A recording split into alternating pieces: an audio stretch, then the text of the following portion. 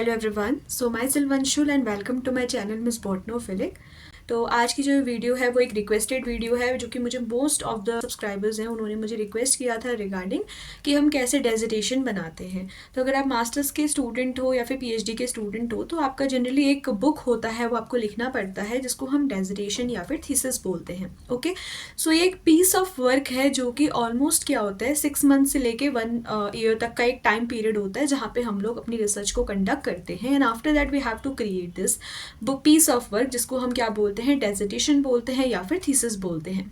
तो इससे पहले मैंने जितनी भी वीडियोस यहाँ यूट्यूब पे अपलोड करी हैं वो मोस्टली पेन और पेपर के थ्रू मैं अपलोड करती हूँ, लेकिन ये वाली जो वीडियो है इसमें मैं बाय फेस जो है एक्सप्लेन करने की कोशिश करूँगी बिकॉज डेजिटेशन एक ऐसी चीज़ है जिसको मैं पेन पेपर के थ्रू आपको एक्सप्लेन नहीं कर सकती हूँ। तो मेरा जो बैकग्राउंड है वो जनरली बॉटनी से है, zoology, botany, chemistry and currently I am opting my PhD in botany.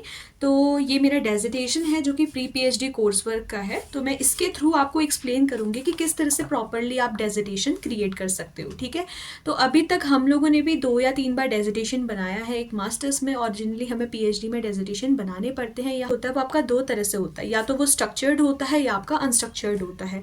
जब भी आप एकेडमिक्स में आते हो तो यहाँ पे जो काम किया जाता है वो बिल्कुल स्ट्रक्चर्ड होता है। जैसे आपकी थीसिस है, डेजिटेशन है, आप जनरली कुछ लोग इसको थीसिस बोलते हैं, कुछ लोग इसको डेजिटेशन बोलते हैं। तो ये जो थीसिस या फिर डेजिटेशन होती है ये क्या होती है, आपकी स्ट्रक्चर्ड होती है, देखिए इसका अपना एक फॉर्मेट होता है। ओके, तो अब कुछ ऐसी चीज़ें होती हैं हमारी जैसे कि रिव्यू ऑफ लिटरेचर है, इंट्रोडक्शन है, मटेरियल मेथड है, रिजल्ट डिस्कशन, ये कुछ ऐसी चीज़ें होती है जो कि आपको सभी तरह के डेजिटेशन में देखने को मिलेगी। ये डिपेंड नहीं करता है कि आप किस फील्ड को बिलोंग करते हो, आप किसी भी फील्ड में हो, उस फील्ड में अगर आप डेजिटेशन बनाते हो तो ये कुछ इंपॉर्टेंट चीज़ें होती हैं जो कि वहाँ पे आपको देखने को मिलेंगी। ठीक है, सबसे पहला मैं आपको जनरल चीज़ें बता दूंगी, फिर उसके बाद से हम हर एक चैप्टर को थोड़ा डिटेल में पढ़ेंगे कि किस तरह से आपने अपने स्टेप बाय स्टेप अपने डेजिटेशन को कंप्लीट करना है। सबसे पहले मैं एक बेसिक चीज़ आप लोग को बता दूं कि यहाँ पे 2 तरह से बाइंडिंग होती है, एक स्पाइरल बाइंडिंग होती है, एक हार्ड बाइंडिंग होती है। ये आप पे डिपेंड करता है कि आप कौन सी बाइंडिंग करवाना चाहते हो। This is the spiral binding. Okay, और इसी तरह से क्या होता है, एक हार्ड कवर होता है, उसमें जो बाइंडिंग की जाती है उसको हम हार्ड बाइंडिंग बोलते हैं। तो ये आप पे डिपेंड करता है कि आप किस टाइप की बाइंडिंग करवाना चाहते हो, it depends according to your department. अब ये जो सबसे पहला आप पेज देख रहे हो ना, इसको हम क्या बोलते हैं, this is the cover page. ये कवर पेज जो होता है डेजिटेशन का सबसे इंपॉर्टेंट पार्ट होता है, जहाँ पे आप अपने टाइटल को मेंशन करते हो, आप बताते हो कि जो डेजिटेशन आप बना रहे हो इस डिग्री के फुलफिलमेंट के लिए आप बना रहे हो, मास्टर्स के लिए है, PhD के लिए है। ठीक है, तो इस तरह से आपको वहाँ पे बताना होता है। आप अपना नेम लिखते हो, आपका एनरोलमेंट नंबर आता है, देन आपके सुपरवाइजर, को सुपरवाइजर का जो भी आप गाइड या को गाइड जिनको हम कहते हैं उनका नाम आप मेंशन करते हो, and at the end you have to mention the name of your department and the name of your university. Okay, तो ये सारी चीजें जो होती है वो कवर पेज का पार्ट होता है। सबसे ऊपर जो आप देख रहे हो ये टाइटल है। Okay, this is the title, और टाइटल का जो फॉन्ट होता है वो आप बाकी चीजों के फॉन्ट के रिस्पेक्ट में ज्यादा रखते हो। तो जनरली जो होता है 12 से लेकर 16 के बीच में हमारा टाइटल का फॉन्ट होता है। एंड एक चीज मैं आप लोगों को बता दूं कि जब भी आप इस तरह से जो होता है काम करते हो, जो कि क्या होता है स्ट्रक्चर्ड काम होता है, तो यहाँ पे जो हम कैलीग्राफी यूज करते हैं वो टाइम्स न्यू रोमन की आती है, और जो नॉर्मल फॉर्मेट होता है, जो नॉर्मल फॉन्ट हम यहाँ पे यूज करते हैं वो 12 का फॉन्ट होता है। एक और चीज आप लोग को ध्यान में रखनी है कि जब भी आप मार्जिन छोड़ो डेजिटेशन में तो 1 सेंटीमीटर का मार्जिन आपको टॉप, बॉटम, लेफ्ट और राइट से यहाँ पे छोड़ना पड़ेगा। ठीक है, एंड जो भी आपका डेजिटेशन का काम होता है वो जस्टिफाइड होना चाहिए, वो एक तरीके से जिसको हम कहते हैं फॉर्मेटिंग। फॉर्मेटिंग एक बहुत इंपॉर्टेंट पार्ट है डेजिटेशन का। नाउ हमने कवर पेज के बारे में पढ़ा, ये जो सेकंड पेज आप देख रहे हो इसको हम कहते हैं सर्टिफिकेट। ठीक है, देखो सर्टिफिकेट बेसिकली होता क्या है, ये एक जो होता है लेटर हेड होता है, आपके जो हेड ऑफ डिपार्टमेंट है, आपके जो गाइड है उनका एक लेटर हेड होगा। तो ये जो सर्टिफिकेट वाला पेज है ना, यहाँ पे बेसिकली आप सर्टिफाई करते हो कि आपने ये जो है ये वर्क किया हुआ है, ये ओरिजिनल है या फिर पीस ऑफ वर्क है, इस तरह से आपको लिखना होता है। तो यहाँ पे जो सर्टिफिकेट वाला पेज होता है वहाँ पे आप बताते हो कि like this is to certify that आपने अपने टाइटल का नाम लिखा and you have done this work to for the fulfilment of this degree. Okay, इस तरह से लिखने के बाद आपके गाइड, आपके को गाइड और वो जो डेट ऑफ सबमिशन होता है वो हम सर्टिफिकेट में मेंशन करते हैं। ठीक है, देखो सर्टिफिकेट के बाद जो एक इंपॉर्टेंट हमारा यहाँ पे सबसे इंपॉर्टेंट पार्ट होता है वैसे ही, इसको हम कहते हैं acknowledgement. What is acknowledgement? Acknowledgement is like we are acknowledging those people who have help us in completing our dissertation. हमें डेजर्टेशन की जो जर्नी होती है 6 मंथ से लेके 1 ईयर तक की, इसमें कितने लोगों ने हमारी हेल्प करी है। सबसे पहले जो है हम बताते हैं कि जो हमारा डेजर्टेशन है उसको हमने कितने पार्ट्स पे डिवाइड किया, कितने चैप्टर्स में हमने उसको डिवाइड किया है। फिर हम लोग किसको एक्नॉलेज करते हैं? हम सबसे पहले अपने सुपरवाइजर, अपने को सुपरवाइजर को एक्नॉलेज करते हैं। देन हम लोग जो टीचिंग स्टाफ है उनको एक्नॉलेज करते हैं। देन आपके जो फ्रेंड्स हैं, वर्किंग स्टाफ हो गया, अगर आपका फील्ड वर्क है उसमें जो आपके गाइड हैं, जिन्होंने भी आपकी हेल्प करी, आपके पेरेंट्स हैं, सिबलिंग्स हैं, जितने भी लोग इन्वॉल्व थे उन सबको आप एक्नॉलेज कर सकते हो in acknowledgement. And after acknowledgement you have to write your name, your department and the university where you are studying. Okay, now acknowledgement के बाद एक और इम्पॉर्टेंट यहाँ पे पार्ट आता है जो कि कंपल्सरी नहीं होता है, वो होता है हमारा एब्स्ट्रैक्ट, जहाँ पे आप छोटी सी समरी टाइप देते हो। अब जो लोग एब्स्ट्रैक्ट नहीं लिखते हैं वो लास्ट में कंक्लूजन या समरी यहाँ पे ऐड कर सकते हैं। दोनों में से जो होता है, अगर आप समरी और कंक्लूजन ऐड करते हो तो इट इज़ गुड। अगर आप देखो एट द एंड हमें समरी तो लिखनी होती है, अगर आप कंक्लूजन लिख रहे हो, समरी भी लिख रहे हो, तो एब्स्ट्रैक्ट लिखने की इतनी इंपॉर्टेंस नहीं होती है। बट आप चाहो तो एक्नॉलेजमेंट के बाद जो है एब्स्ट्रैक्ट लिख सकते हो, जहाँ पे आप अपने काम को थोड़ा बहुत डिस्क्राइब करोगे। आफ्टर एक्नॉलेजमेंट ये जो पेज आप देख रहे हो इसको हम बोलते हैं टेबल ऑफ कंटेंट। इसको हम कहते हैं कंटेंट, यानी कि क्या क्या कंटेंट आपके उसमें है। तो इसको हम बेसिकली टेबुलर फॉर्म पे यहाँ पे रिप्रेजेंट करते हैं कि जो हमारे चैप्टर्स का नेम है, जो पर्टिकुलेट्स है, और जो पेज नंबर, कितने पेज नंबर उन्होंने कवर किए हैं। ठीक है, अब जनरली जो चैप्टर्स की जहाँ पे मैं बात कर रही हूँ, चैप्टर्स कहने का मतलब क्या है, ये आपको हमेशा जो कंटेंट होता है ना वो इंट्रोडक्शन से स्टार्ट करना चाहिए। Like first chapter introduction, second chapter review of literature, third chapter material and method, fourth result, fifth discussion, sixth क्या होता है हमारा कंक्लूजन एंड समरी, सेवंथ जो चैप्टर होता है वो हमारा रेफरेंसेस के लिए आता है। ठीक है, so this is all about content. अब आफ्टर कंटेंट आप यहाँ पे देख सकते हो कि मैंने ये टेबल बनाई है, ये है मेरी लिस्ट ऑफ एब्रीविएशंस। अब list of abbreviation, list of tables and list of figure, ये तीन चीज़ ऐसी आती है जो कि आपको मेंशन करनी चाहिए। अगर आपका जो डेजिटेशन है उसमें टेबल्स हैं, फिगर्स हैं, या फिर कोई एब्रीविएशन शॉर्ट फॉर्म आप यूज़ कर रहे हो, तो इस तरह से आप 3 डिफरेंट पेजेस बना सकते हो after content. That is the list of abbreviation, list of table and list of figure. और इसमें एक चीज़ आप हमेशा ध्यान रखना कि जो आपका टेबल नंबर है, फिगर नंबर है, वो आपका जो भी आप मेंशन कर रहे हो उसमें लिस्ट में, वो आपका पीछे जहाँ भी आपने रिजल्ट्स या डिस्कशन में जहाँ भी टेबल्स इंक्लूड करी है, मेथोडोलॉजी में कहीं भी टेबल आपने इंक्लूड करी है, फिगर आपके इंक्लूडेड है, तो वो आपके मैच होनी चाहिए। ठीक है, तो देखो ये तो था बेसिक पार्ट जो कि आपको बहुत सारे डेजिटेशन में देखने को मिलेगा, और इनका जो फॉर्मेट होता है वो एज पर यूनिवर्सिटी डिफ्रेंशिएट करता है। आप इसके लिए अपने सीनियर्स के डेजिटेशन की हेल्प ले सकते हो, या फिर आपके यूनिवर्सिटी का एक अपना पैटर्न होगा उसको आप फॉलो कर सकते हो टू मेक सच पेजेस। अब इसके बाद जो हम चीज़ें पढ़ने वाले हैं that is introduction, review of literature, material and method, discussion, summary and conclusion, and at the end we have references. पहले हम थोड़ा बहुत पढ़ लेते कि भाई इन सब चीज़ों में क्या आता है। सबसे पहले जो इंट्रोडक्शन होता है वहाँ पे आप जनरल इंट्रोडक्शन देते हो अपने टॉपिक का। रिव्यू ऑफ लिटरेचर क्या होता है कि जितना वर्क हो चुका है उस टॉपिक से रिलेटेड उसके बारे में आप एक्सप्लेन करते हो। मटीरियल एंड मेथड या फिर मेथोडोलॉजी में आप बताते हो कि किस टाइप से आपने अपनी रिसर्च स्टडी कंडक्ट करी है, क्या मेथड था, क्या प्रोसेसर्स आपने फॉलो किए। रिजल्ट, जहाँ पे आप क्या करते हो कि जो भी डेटा आपने कलेक्ट किया है उसको आप इंटरप्रेट करते हो, एनालाइज करते हो, और आप रिजल्ट्स के फॉर्म पे उनको यहाँ पे रिप्रेजेंट करते हो। देन यू हैव डिस्कशन, जहाँ पे आप अपने काम को, अपने रिजल्ट्स को पुराना जो वर्क हो चुका है उससे रिलेट करते हो। And at the end you have references, जितने भी लोगों का वर्क आपने यहाँ पे लिया है, जो भी सेकेंडरी डेटा आप लोगों ने यूज किया है, उनको साइट करना, उनको क्रेडिट देना बहुत जरूरी होता है, जो कि हम रेफरेंसेस पे देते हैं। ठीक है, तो ये तो हो गया बेसिक कि हमें क्या करना है, डिसर्टेशन कैसा उसका स्ट्रक्चर होता है, जिसकी मैंने आपको बोला कि स्ट्रक्चर्ड फॉर्म होता है। अब हम इसके हर एक कंपोनेंट का ना थोड़ा डिटेल में स्टडी कर लेते हैं। अब कंपोनेंट पे जाने से पहले सबसे इंपॉर्टेंट है कि हमारे पास आया कि हमें डेजिटेशन बनाना है, तो सबसे पहले हमें क्या करना है। सबसे पहले हमें देखना है कि हमारे पास जो टॉपिक ऑफ इंटरेस्ट है, हमारा टाइटल डिसाइड नहीं करना है सबसे पहले कि भाई मेरा टाइटल डिसाइड हो गया, मैंने तो इसी पे काम करना है।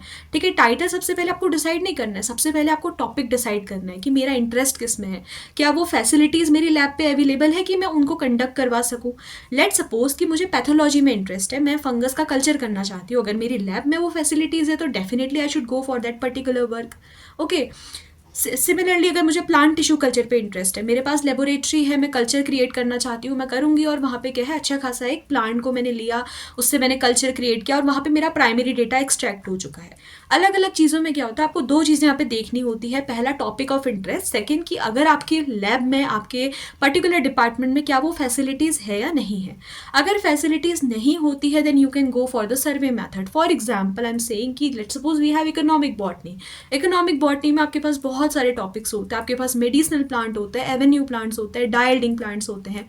इसके अलावा आप एक पर्टिकुलर एरिया में लाइकन्स पे काम कर सकते हो, ठीक है, लाइकन्स की आइडेंटिफिकेशन कर सकते हो। अब जैसे जो आइडेंटिफिकेशन टेक्सोनॉमी वाला वर्क होता है वहाँ पे आपको एक जनरली फ्लोरा की रिक्वायरमेंट होती है उस पर्टिकुलर एरिया की। इस तरह से आप प्लांट को कैटेगराइज करके काम कर सकते हो, ठीक है। तो डेजिटेशन बनाना सबसे पहली चीज़ पे जो डिपेंड करता है वो होता है टॉपिक ऑफ इंटरेस्ट। तो जब भी आप डेजिटेशन का टॉपिक डिसाइड करो, आपके पास बहुत सारे ऑप्शन होने चाहिए। आपने अलग अलग ऑप्शन यहाँ पे सिलेक्ट करने हैं according to the facilities of your laboratory. और अगर आप अफोर्ड कर सकते हो then you can go somewhere, किसी भी लैब में आप कुछ टाइम के लिए जाके वर्क कर सकते हो by taking some permission, and permission लेने के बाद आप काम कर सकते हो कुछ टाइम के लिए, and you can make the dissertation there. Okay, तो ये दो चीज़ें सबसे इंपॉर्टेंट है डेजिटेशन स्टार्ट करने से पहले। अब आपने टॉपिक डिसाइड कर लिया कि मुझे इस पे इंटरेस्ट है, फैसिलिटीज़ भी मेरी लैब पे है, अब चाहे वो सर्वे बेस्ड वर्क हो या कुछ भी बेस्ड वर्क हो, ठीक है। जो अपना मास्टर्स का डेजिटेशन था ना वो नेचुरल डाइस पे बनाया था, जो नेचुरल डाई यील्डिंग प्लांट्स होते हैं उन पे मेरा डेजिटेशन था। तो सबसे पहला काम मैं क्या करूँगी, सबसे पहले मैं करूँगी लिटरेचर सर्वे, यानी कि जो रिव्यू ऑफ लिटरेचर है सबसे इंपॉर्टेंट पार्ट होता है डेजिटेशन का, and it is a primary part to be covered at first while starting your dissertation. तो डेजिटेशन तो बहुत बच्चे बनाते हैं बट उनको यही पता नहीं होता कि लिटरेचर सर्वे कैसे करें। देखो मोस्ट ऑफ द टाइम क्या होता है कि कुछ जर्नल्स में फ्री एसेस नहीं होता है, ठीक है। तो आप वहाँ पे साइंस हब नाम की एक वेबसाइट होती है, उसको यूज़ करके आप एसेस ले सकते हो इन पर्टिकुलर पेपर्स का। मोस्ट ऑफ द टाइम वो पेपर्स अवेलेबल नहीं होते हैं, बट आप साइंस हब के थ्रू क्या कर सकते हो, उस टाइप के जो प्राइवेट अनऑथराइज पेपर होते हैं उनको आप उनका एसेस ले सकते हो, ठीक है। Just an example. इसके अलावा साइंस ओपन एसेस, बहुत सारे ऐसे हमारे ऐप्स होते हैं जिनके थ्रू आप इस तरह के जो प्राइवेट पेपर्स होते हैं उनका एसेस ले सकते हो। टॉपिक है उस पर बहुत सारा वर्क हो चुका है, तो इजीली आपको जो है डेटा मिल जाएगा। जिस तो वो सेकेंडरी डेटा आप कलेक्ट करो, जर्नल्स को इकट्ठा करो, उनका एक अपना जो है फोल्डर बनाओ। आपके पास लैपटॉप है, फोन है, वहाँ पे क्या करो, एक फोल्डर बना के रखो कि इस पर्टिकुलर मेरे जो टाइटल है उस टॉपिक को आपने सब टॉपिक्स पे ब्रेक करके कि इस सब टॉपिक के अंदर ये मुझे वर्क मिला है। उसको पढ़ने के बाद आपने एक स्टोरी लाइन क्रिएट करनी है रिव्यू ऑफ लिटरेचर लिखने के लिए, ठीक है। जब आप रिव्यू ऑफ लिटरेचर लिख लेते हो, रिव्यू ऑफ लिटरेचर के टाइम पे क्या होता है कि आपको मेथोडोलॉजी भी समझ में आ जाती है कि भाई मुझे अपना काम किस तरह से करना है। आपको प्रोसेसेस पता चल जाते हैं, प्रिंसिपल जो प्रोटोकॉल्स होते हैं जो कि आपको एक्सपेरिमेंट कंडक्ट करवाते टाइम ध्यान पे रखने हैं, वो आपको सब लिटरेचर रिव्यू के टाइम पे पता चल जाएगा। जब आप लिटरेचर रिव्यू करोगे तो उस टाइम पे आपको जनरल इंट्रोडक्शन भी पता चलेगा कि जो भी जिस भी चीज़ पे आप काम कर रहे हो उसका जनरल इंट्रोडक्शन क्या है, ठीक है। तो review of literature is the primary thing you need to cover जब भी आप डेजिटेशन स्टार्ट करते हो। तो सबसे पहले आपको क्या करना है, लिटरेचर रिव्यू करना है, सर्वे करना है कि कितना काम हो चुका है, क्या एग्जिस्टिंग गैप्स है जिस पे मैं काम कर सकता हूँ या कर सकती हूँ, ठीक है। अब लिटरेचर रिव्यू करने के बाद हम सीधे आते हैं इंट्रोडक्शन पे। इंट्रोडक्शन जब भी आप लिखो हमेशा जनरल से स्पेसिफिक की तरफ हमें मूव करना है। सिमिलरली यही कंडीशन हमारी लिटरेचर रिव्यू पे भी जाती है कि जब हम लिटरेचर रिव्यू करें पहले हम इंटरनेशनल लेवल पे करें, फिर हम नेशनल लेवल पे करें और फिर जाके हम लोग स्टेट लेवल पे आए, ठीक है। तो ये 3 लेवल हमेशा याद रखना कि पहले इंटरनेशनल, नेशनल, फिर जो रीजनल वर्क है या फिर स्टेट लेवल पे जो वर्क है उसे हम मेंशन करें, उसको एक्सप्लेन करें, and at the end you can also mention the जो रिसर्च गैप आपने ढूंढे हैं लिटरेचर रिव्यू करते टाइम, ओके। तो ये तो था लिटरेचर रिव्यू के बारे में। अब जब हम इंट्रोडक्शन के बारे में बोलते हैं, जहाँ पे हम जनरल इंट्रोडक्शन दे रहे हैं, सबसे पहले let suppose I am talking कि मैंने नेचुरल डाइस पे अपना डेजिटेशन बनाया, मैं बताऊंगी कि नेचुरल डाइस क्या होते हैं, क्या उसके कंपोनेंट होते हैं, ऑक्सोक्रोम है, क्रोमोफोर है, क्या ऑक्सोक्रोम होता है, क्या क्रोमोफोर होता है, इसके बारे में आपको पता होना चाहिए। क्यों मैंने ये टाइटल चूज किया, क्या सिग्निफिकेंस था इस टाइटल का, क्या मेरे ऑब्जेक्टिव्स हैं, ये सब चीज़ें आपको एक्सप्लेन करनी होती है इंट्रोडक्शन में। तो सबसे पहले अपने टाइटल एक्सप्लेन करोगे, उसके बाद यानी कि आप जनरल से स्पेसिफिक की तरफ मूव करोगे। उसके अलावा आप ढूंढोगे कि जो रिसर्च प्रॉब्लम है वो रिसर्च प्रॉब्लम क्या है जिस पे मैं काम करना चाहती हूँ। फिर आप एक्सप्लेन करोगे सिग्निफिकेंस ऑफ योर स्टडी, जो काम आप कर रहे हो उसका इंपॉर्टेंस क्या है। देन आप इंट्रोडक्शन में जो चीज़ें इन्वॉल्व करते हो वो होते हैं हमारे ऑब्जेक्टिव्स। देखो जो ऑब्जेक्टिव्स होते हैं वो हमेशा एक्टिव टेंस के फॉर्म पे होने चाहिए, like to verify, to assess, to determine, इस तरह से हम ऑब्जेक्टिव्स बनाते हैं। और आपके जो ऑब्जेक्टिव्स होते हैं वो हमेशा बुलेट पॉइंट्स में होने चाहिए। कोशिश करो कि जो ऑब्जेक्टिव्स हैं वो 2 से लेके 3 तक के हो या फिर 3 to 4 हो, इससे ज़्यादा ऑब्जेक्टिव्स आपको नहीं क्रिएट करने हैं, ठीक है। और हमेशा एक्टिव टेंसेस पे आपके ऑब्जेक्टिव्स होने चाहिए। इंट्रोडक्शन हमने देख लिया, रिव्यू ऑफ लिटरेचर हमने देख लिया। अब सबसे इंपॉर्टेंट आता है मटीरियल एंड मेथड्स। देखो मटीरियल एंड मेथड्स में आप क्या एक्सप्लेन करते हो कि स्टडी एरिया जहां आप स्टडी कंडक्ट करोगे उसका latitude, longitude, altitude, aspect, slope, ये सब चीज़ों के बारे में आपको पता होना चाहिए। डिपेंड करता है कि किस तरह से आप स्टडी करते हो, ठीक है। अब जैसे हम लोग बॉटनी के स्टूडेंट है तो हम किसी पर्टिकुलर प्लांट पे अगर काम कर रहे हैं, हमें पता होना चाहिए कि किस एल्टीट्यूड पे वो प्लांट मिलता है, ठीक है। उस एरिया में जहां भी हमने वो स्टडी कंडक्ट कर रही है उसके लैटिट्यूड, लॉन्गिट्यूड, उसके कोऑर्डिनेट्स क्या है। जो जीपीएस होता है, जो जीपीएस मीटर होता है उसको आप यूज़ कर सकते हो। अगर आपके आपके पास फैसिलिटीज़ हैं तो ओके। नहीं तो आजकल फ़ोन में बहुत सारे ऐप्स होते हैं जिनके थ्रू हम लोग क्या कर सकते हैं, उसी टाइम पे लैटिट्यूड, लॉन्गिट्यूड और इन सारी डिटेल्स को हम लोग नोट कर सकते हैं। तो this was about the study area. अब यहाँ पे जब आप स्टडी एरिया सिलेक्ट करो तो हमेशा कोशिश करो कि एक रीजन को सिलेक्ट करें। अगर हम लोग कुछ काम कर रहे हैं नेशनल लेवल पे या स्टेट लेवल पे, डेजिटेशन करना बहुत डिफिकल्ट काम होता है, तो हमेशा कोशिश करो कि छोटे से रीजन पे आप फोकस करो। ठीक है, लेट सपोज आपने कोई स्टेट का जो है छोटा सा डिस्ट्रिक्ट ले लिया या कोई लोकेलिटी, कोई एरिया ले ली जहाँ पे आपको काम करना चाहते हो। ओके, लेट सपोज कि मुझे यहाँ पे सिलेक्ट करना है कि उत्तराखंड के इस पर्टिकुलर डिस्ट्रिक्ट में किस किस तरह के एवेन्यू प्लांट्स देखने को मिलते हैं, तो मैं वहाँ पे एक जनरल सर्वे करूंगी। ठीक है, तो वो रीजनल वाला वर्क हो गया, डिस्ट्रिक्ट लेवल पे वर्क हो गया, या फिर हम उसको कॉमनली कह सकते हैं कि एक एरिया या लोकेलिटी पे मैंने वर्क किया है। जो भी मेरा काम है उसको क्या करूंगी, मैं कोशिश करूंगी कि एक लोकेलिटी को या फिर एक डिस्ट्रिक्ट को कंप्लीटली कवर कर सकूं, उस पर्टिकुलर वर्क को। Okay, after explaining the study area you have to explain about the basic principles and protocols. जो भी आप फॉलो कर रहे हो, आपका सर्वे मेथड है, आपने किसी फ्लोरा की हेल्प ली, अगर आपने जो जो एक्सपेरिमेंट्स करे, आपका लैब बेस्ड वर्क है, फील्ड बेस्ड वर्क है, तो आपको डिटेल में एक्सप्लेन करना होगा। जो भी प्रोसेसेस आपने फॉलो की है एक्सपेरिमेंटेशन के टाइम पे, you have to explain them in material and method. Now after material and method, इसी पर्टिकुलर में आप एक फोटो प्लेट पेपर के थ्रू जितना भी आपकी फोटोज है वाइल कंडक्टिंग दैट एक्सपेरिमेंट, वो आप लोग यहाँ पे पेस्ट कर सकते हो। आप स्टडी एरिया का मैप यहाँ पे पेस्ट कर सकते हो। लाइक सबसे पहले आप कंट्री पेस्ट कर सकते हो, फिर आप अपने स्टेट का मैप पेस्ट कर सकते हो, उसी स्टेट में आप अपना जो भी डिस्ट्रिक्ट है, जो भी लोकेलिटी आपने कवर करी है उस कर सकते हो। ठीक है, तो ये जो होता है ये मटीरियल मेथड्स का पार्ट होता है, जिसको कॉमनली हम मेथोडोलॉजी भी बोलते हैं कि क्या मेथड्स अपने फॉलो किए हैं। अब देखो यहाँ तक बेसिक काम हो गया जो कि हम डेटा कलेक्ट करने से पहले ही लिख लेते हैं। अब बारी आती है डेटा कलेक्ट करने की। हम गए फील्ड में, हमने लैब में, जहाँ भी आपका काम है आपने डेटा कलेक्ट किया। अब प्राइमरी डेटा है तो प्राइमरी डेटा कलेक्ट करो, सेकेंडरी डेटा है तो आप सेकेंडरी डेटा, यानी कि सर्वे बेस्ड हमारा जो मेथड होता है वो भी प्राइमरी में ही आता है। तो जो डेटा कलेक्शन होता है आपको पता होना चाहिए कि 2 मेथड होता है, प्राइमरी सेकेंडरी। जिस भी तरह से आप डेटा कलेक्ट कर रहे हो मतलब आपको डेटा कलेक्ट करके रखना है। ठीक है, जब डेटा कलेक्ट हो जाता है, जो हमारा 4th चैप्टर होता है, फर्स्ट चैप्टर क्या था, इंट्रोडक्शन, सेकेंड चैप्टर था review of literature, third chapter था मटीरियल एंड मेथड, जो 4th चैप्टर होता है उसको हम बोलते हैं रिजल्ट्स। रिजल्ट्स में आप क्या करते हो कि जो भी डेटा आपके पास आया है उसको आप एनालाइज करते हो, इंटरप्रेट करते हो, बताते हो कि मेरा जो डेटा है वो इतने से इतने रेंज के बीच में है। ठीक है, और हमेशा क्या करना है, आपने यहाँ पे रिजल्ट्स लिखते टाइम आपको उसको थोड़ा ग्राफिकली एक्सप्लेन करना है। आप बार चार्ट्स का, बार ग्राफ का यूज़ कर सकते हो, पाई चार्ट्स, टेबल्स, फिगर्स, आप अलग अलग चीज़ें यूज़ कर सकते हो। जितना ज़्यादा आप अट्रैक्टिव बना सकते हो, एक जो अट्रैक्टिव पोर्शन होता है आपके डिसर्टेशन का वो होता है रिजल्ट्स। ठीक है, जितने फिगर्स, जितने टेबल आप यूज़ कर सकते हो टू एनहेंस योर रिजल्ट, ताकि जो रीडर है उसको ईजिली वो चीज़ समझ में आए। ठीक है, तो रिजल्ट्स लिखने के बाद आप सीधे किस में आ जाओगे, आप आ जाओगे डिस्कशंस में। डिस्कशन भी एक इंपॉर्टेंट पार्ट है आफ्टर रिव्यू ऑफ लिटरेचर, जहाँ पे अगर आपने लिटरेचर रिव्यू अच्छे से किया है तो आप इजीली बता सकते हो कि आपके जो रिजल्ट्स आ रहे हैं किस तरह से आप उनको रिलेट कर सकते हो। ठीक है, अलग अलग पैरामीटर्स के बेसिस पे अगर आपने स्टडी कंडक्ट कराई है। जैसे मैं एक एग्जाम्पल ले लेती हूँ, मेरा जो रिजल्ट आया कि मैंने टोमेटो प्लांट की ग्रोथ देखी, एक मैंने यहाँ पे कंपोस्ट लिया, एक जगह मैंने सॉइल ली। मेरा रिजल्ट ये आया कि जो टोमेटो प्लांट थी उसकी ग्रोथ जो थी कंपोस्ट में ज़्यादा हो रही थी, सॉइल में कम हो रही थी। तो मैं क्या डिस्कशन दूंगी, डिस्कशन ये दूंगी कि कंपोस्ट में इसलिए बिकॉज वहाँ का क्या है, न्यूट्रिएंट कंटेंट ज़्यादा है। ठीक है, it is just a normal example. फिर भी कि अगर मैं लिटरेचर रिव्यू इजीली करूँ तो मैं अपना जो आंसर है मेरा वो रिलेट कर सकती हूँ प्रीवियस वर्क से कि क्यों ऐसा हुआ, क्यों उसकी ग्रोथ कंपोस्ट पे ज़्यादा हो रही है, सॉइल पे नहीं हो रही है। कंपोस्ट में माइक्रोब्स का जो कंपोनेंट कंटेंट होता है वो भी ज़्यादा होगा as comparison to normal soil.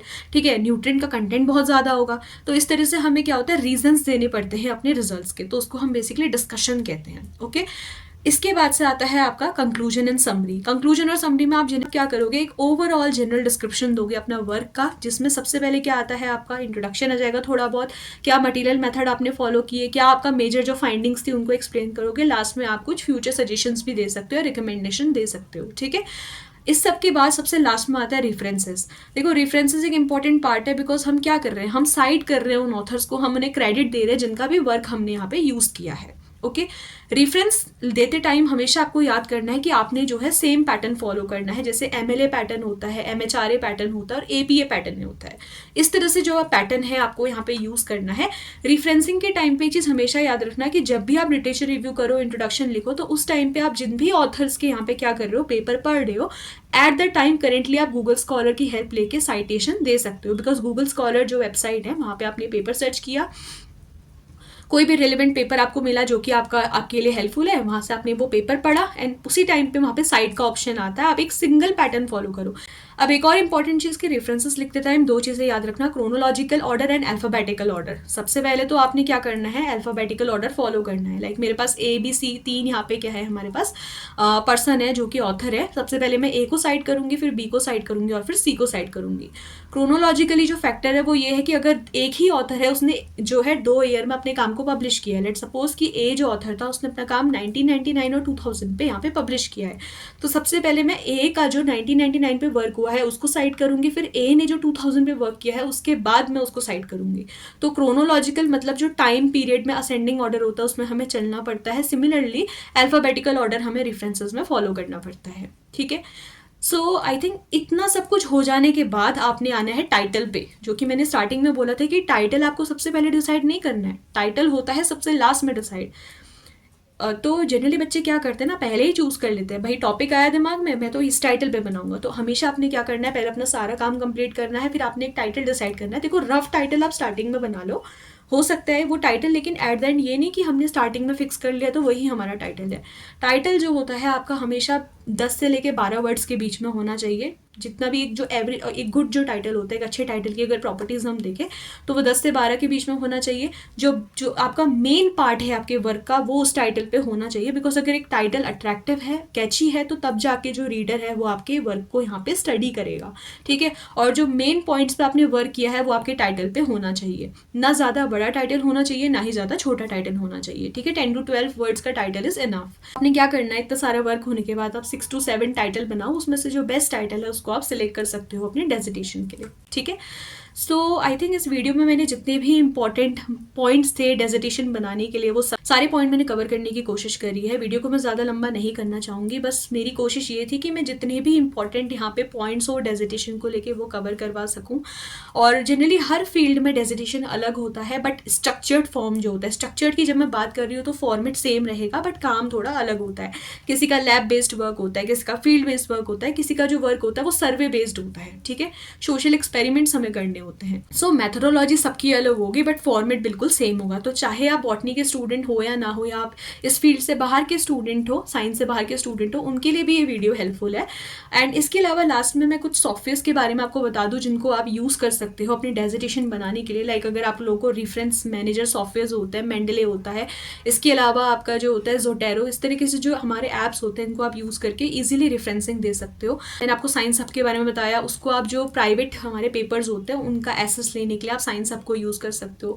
जो गूगल स्कॉलर है उसको आप यूज़ कर सकते हो साइटेशंस के लिए। रिसर्च रैबिट एक ऐप है जिसको आप यूज़ कर सकते हो अगर आप लोगों को लिटरेचर सर्वे करना है। कि लेट सपोज आपने कोई टॉपिक किया, मैंने बोला कि मैंने नेचुरल डाइस पे काम किया है, इस नेचुरल डाइस को मैंने यहाँ पे डाला, किस किस ईयर में इससे रिलेटेड स्टडी हो रही है, तो आपको एक तरीके से लिंकेज का जो एक मैप होता है ना वो दिख जाएगा उस पर्टिकुलर स्टडी से रिलेटेड कि कितनी स्टडी पास्ट में उससे हो चुकी है, विथ अकॉर्डिंग ईयर वाइज आपको जनरली वो चीज़ मिल जाएगी, ठीक है। तो ऐसे और भी बहुत सारे ऐप्स है, रिसर्च गेट आप यूज़ कर सकते हो, एकेडमिया यूज़ कर सकते हो, जिनके थ्रू आप लोग क्या कर सकते हो, पेपर को पढ़ सकते हो, ओके। एक बहुत इंपॉर्टेंट चीज़ है स्पेशली फॉर दोज स्टूडेंट जिनको एकेडमिक्स में इंटरेस्ट होता है, जिनको PhD में इंटरेस्ट होता है, उनके लिए बहुत इंपॉर्टेंट है कि वो अपना डेजिटेशन सीरियसली करें। बिकॉज मैंने बहुत से स्टूडेंट्स को ये करते हुए देखा है कि वो गूगल से डायरेक्ट कॉपी पेस्ट कर लेते हैं डेजिटेशन, ठीक है। हमने उठाया, हमने गूगल पढ़ा, गूगल पढ़ के हमने डेजिटेशन बना दिया। डेजिटेशन इस तरह से नहीं बनता है। डेजिटेशन बनाने के लिए हमेशा जर्नल्स की, आर्टिकल्स की, बुक्स की, मैगजीन्स की हेल्प लेनी चाहिए हमें, ठीक है। इस तरह से जो हमारे पब्लिश्ड पेपर होते हैं इनको पढ़ के अगर हम अपना डेजिटेशन बनाएं तो हमें बहुत सारी चीज़ें पता चल जाती है, बहुत सारे हमारे जो फैक्टर्स होते हैं वो क्लियर हो जाते हैं अगर हमें फर्दर एकेडमिक्स में क्या है इंटरेस्ट है, ठीक है। तो कभी भी गूगल से कॉपी पेस्ट मत करो, it is not good to make a dissertation like this. एक बहुत अच्छा ये एक्सरसाइज है मास्टर्स के टाइम पे उनके लिए जो आगे एकेडमिक्स में इंटरेस्टेड है, या वो बच्चे भी जिनको एकेडमिक्स में इंटरेस्ट नहीं है उनके लिए भी एक बहुत अच्छी चीज़ है। बिकॉज ये एक ऐसा पीस ऑफ वर्क है जिसमें आप एक बुक क्रिएट कर रहे हो। तो कोशिश आप लोगों ने ये करनी है कि आप जर्नल्स पढ़ो, आर्टिकल्स पढ़ो अपने इंटरेस्ट ऑफ जो भी आपका टॉपिक ऑफ इंटरेस्ट है उससे रिलेटेड, एंड तब जाके आप अपना डेजिटेशन यहाँ पे क्रिएट करो, ठीक है। तो ये पर्टिकुलर वीडियो में मैंने जितने भी इंपॉर्टेंट पॉइंट्स है डेजिटेशन से रिलेटेड वो सारे कवर करने की कोशिश करी है। हो सकता है कि कुछ पॉइंट मिस हो गए हो, बट फिर भी जो इंपॉर्टेंट चीज़ें थी वो मैंने कवर करवाई हैं कि किस तरह से अपना डेजिटेशन बनाते हो। छोटी सी समरी ले लेते हैं। सबसे पहले आप लोगों ने अपना कवर पेज बनाना है, उसके बाद से आप क्या कर सकते हो, आप एक्नॉलेजमेंट सर्टिफिकेट सबसे इंपॉर्टेंट है, एक्नॉलेजमेंट, देन आप चाहो तो एब्स्ट्रैक्ट ऐड भी कर सकते हो, हटा भी सकते हो। आपका कंटेंट का पेज आता है, list of table, list of figure, list of abbreviation, किसी भी सीरीज में हो सकते हैं। देन चैप्टर 1 इंट्रोडक्शन, चैप्टर 2 आपका रिव्यू ऑफ लिटरेचर, चैप्टर 3 आपका मटेरियल एंड मेथड्स होता है, चैप्टर 4 आपका आता है results, chapter 5 is discussion, chapter 6 is conclusion और summary, and chapter 7 are references. Okay, इस तरह से जो है आप लोगों ने चैप्टर्स को अरेंज करना है। और रेफरेंसेस के मैं आपको ऑलरेडी बता चुकी हूँ कि सेम पैटर्न फॉलो करना है, क्रोनोलॉजिकली चलना है और अल्फाबेटिकली आपको रेफरेंसेस को अरेंज करना है। ठीक है, सो आई होप कि आज की जो वीडियो थी आप लोग के लिए हेल्पफुल रही होगी। इसके अलावा मैं अपनी जो यूट्यूब फैमिली है उसको बहुत ज़्यादा थैंक्स बोलना चाहती हूँ कि उन्होंने मुझे इतना सपोर्ट किया है, क्योंकि जब मैंने चैनल स्टार्ट किया था तो मुझे नहीं पता था कि हमारा जो चैनल है वो इतनी अच्छी ग्रोथ शो करेगा। एंड आप लोग मुझे हमेशा सपोर्ट करते आए हैं, एंड आई होप कि फ्यूचर में भी आप लोग मुझे ऐसे ही सपोर्ट करोगे। तो ये जो चैनल है ये मेरा इसी मोटिव से था कि मैं बॉटनी को एक नाम दे सकूँ। जनरली वो स्टूडेंट्स को जिनका बॉटनी बैकग्राउंड है, उनको अगर पढ़ना है, most of the time notes हमारे पास अवेलेबल नहीं होते हैं उन बच्चों को, ताकि नोट्स टाइम से मिल जाएं। ओके, इस वजह से मैंने ये चैनल क्रिएट किया था। एंड हमारी जर्नी है वो बहुत अच्छी चल रही है, एंड आई होप कि फ्यूचर में भी हमारी जर्नी कंटिन्यू रहेगी। So thank you so much for all your support, and that's all for today's video. If the video is helpful, then please like, share and subscribe. Thank you.